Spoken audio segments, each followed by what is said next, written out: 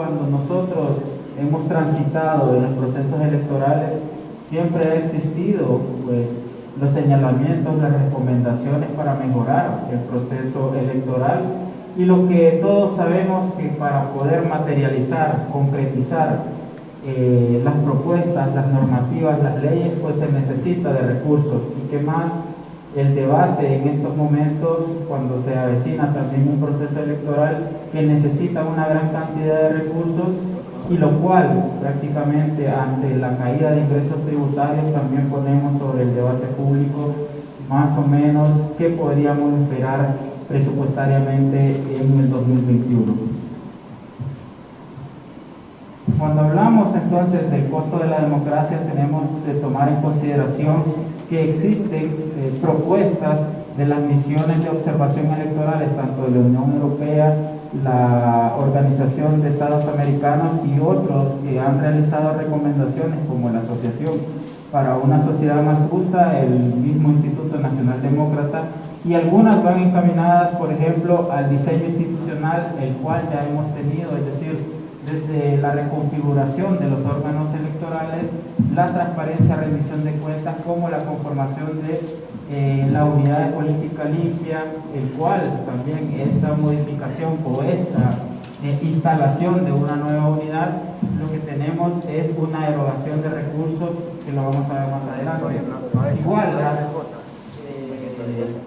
reformas electorales o las propuestas de reformas también van encaminados a los procesos electorales, desde la ciudadanización de las mesas electorales y la depuración electoral, y por eso hemos podido observar que existe prácticamente o existió ya la conformación de un nuevo registro nacional de las personas. Y por último, y no menos importante, las propuestas también han sido encaminadas, porque esta es una sistematización, la primera parte de este documento, como lo hemos mencionado, de las propuestas de las misiones de observación electorales de diferentes organismos internacionales, que ha sido también la reelección y poder tener la inclusión de los grupos marginados. Algunas de estas propuestas ya han sido materializadas, pero algunas siguen siendo pendientes y algunas se han establecido parcialmente, pero siempre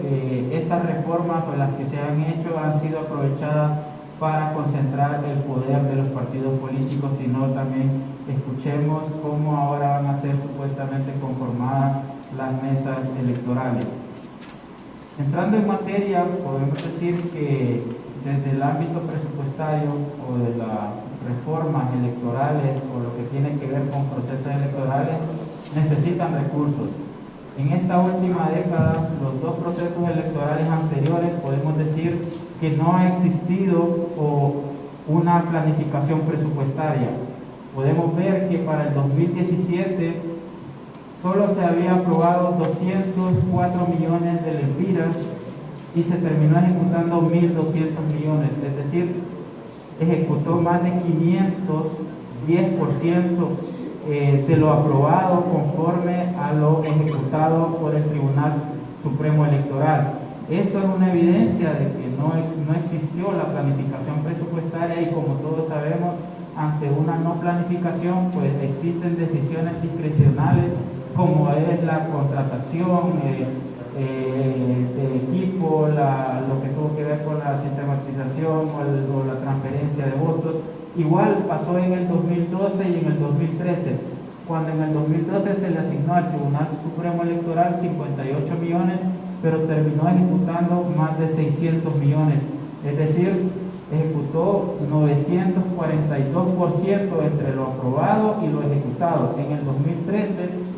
se le aprobó por el Congreso Nacional al Tribunal Supremo Electoral 591 millones, pero terminó ejecutando 863. Estos datos, como he mencionado, lo que demuestra es que no existió, y repito, la planificación presupuestaria para tener procesos electorales contundentes y conforme a lo que manda la Constitución, pero sobre todo de manera transparente. Para el 2020 cuando existe la reforma, se le sigue asignando, aunque no se encuentra el dato aquí, el mismo presupuesto del 2019 al Consejo Nacional Electoral, es decir, 133 millones de lempiras. Sin embargo, y algo positivo de resaltar, es que para el 2021, ya con el anteproyecto del presupuesto de la República para el ejercicio fiscal 2021, sí se toma en consideración todos estos datos, pero sobre todo trata de hacer un cambio, y por eso vemos que en el anteproyecto del presupuesto ya se le va a asignar, o si se aprueba claro en el Congreso Nacional, más de 1.800 millones al Consejo Nacional Electoral para que pueda llevar a cabo los procesos electorales en marzo y en noviembre. Ante las reformas sabemos que existen pues cambios como en su palabra reforma, y el cual podemos ver que cuando se crea la unidad de política limpia en el 2016 también necesita una erogación de recursos para poder llevar la sistematización, para poder llevar prácticamente la fiscalización, la transparencia del financiamiento de los partidos políticos. Por eso en el 2018 se le asignó alrededor de 5 millones de lempiras. Sin embargo, esto fue insuficiente para realizar el trabajo, sobre todo porque tuvo una acción posterior de las elecciones y terminó ejecutando más de 20 millones. Se habla, pues dentro de las reformas, que posiblemente esta unidad siga más de lo mismo, quede marginada y no exista la contundencia de darle cierta independencia y poder mejorar su trabajo. Lastimosamente se sigue asignando el mismo recurso, a pesar de que los mismos comisionados de la Unidad Política Limpia han expresado de que necesitan mayores recursos para llevar a cabo la fiscalización del financiamiento de los partidos políticos. ¿Y por qué hablamos entonces cuando hay una concentración de poder de los partidos políticos con las mesas electorales? También lo tienen conforme a la deuda política. Para el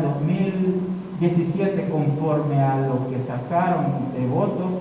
al Partido Nacional se le asignó 61 millones de lempiras, poco más. A Libertad y Refundación 44 millones 700.000 y al Partido Liberal más de 36 millones.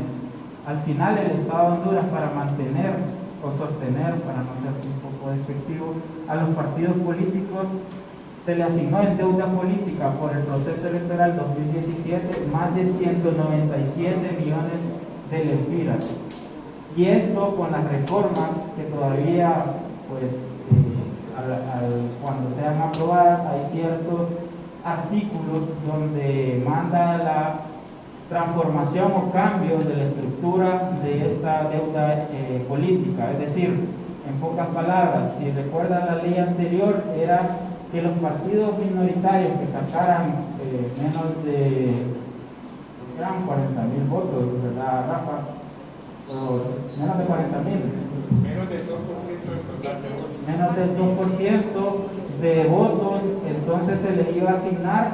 el 15% de lo que se le iba a asignar al partido ganador. Entonces, por eso ustedes ven que los partidos minoritarios,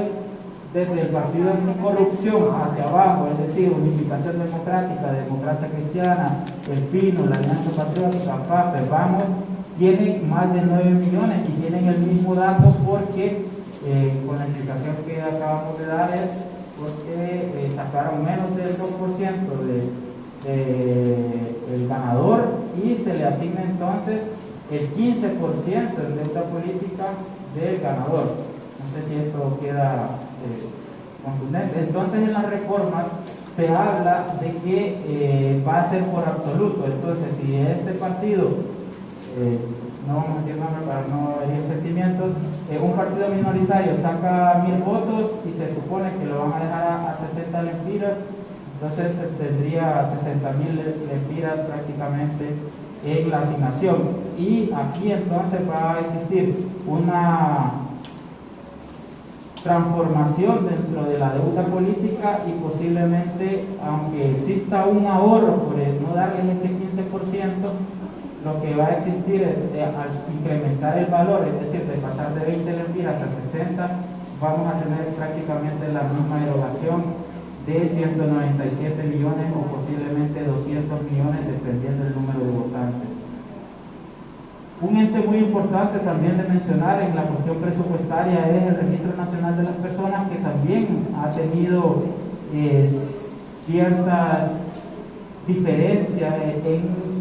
prácticamente en la ejecución presupuestaria. Sin embargo, este ente en los años no electorales mantiene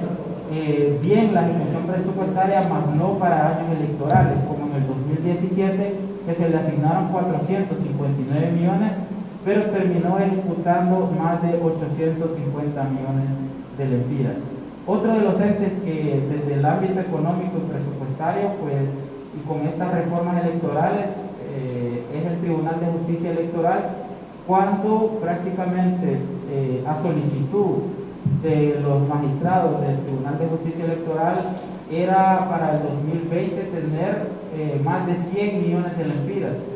Sin embargo, en el presupuesto solo se les asignó 35 y por eso ustedes pueden escuchar a su magistrado presidente de ciertas deficiencias en su accionar, hasta mencionar que están casi arrimados en el Tribunal Supremo Electoral o en el Consejo Nacional Electoral por no tener la capacidad financiera de poder alquilar o contratar un espacio físico o mobiliario. Y al momento de las reformas, pues tendríamos que ver cómo queda la nueva ley procesal electoral, creo que es correcto, ¿verdad? Tendríamos que ver ahora para el 2021 entonces si realmente se le va a asignar lo solicitado. Claro, en el presupuesto del 2021 sí ya está en el anteproyecto darle al Tribunal de Justicia Electoral los 100 millones que había solicitado el año pasado.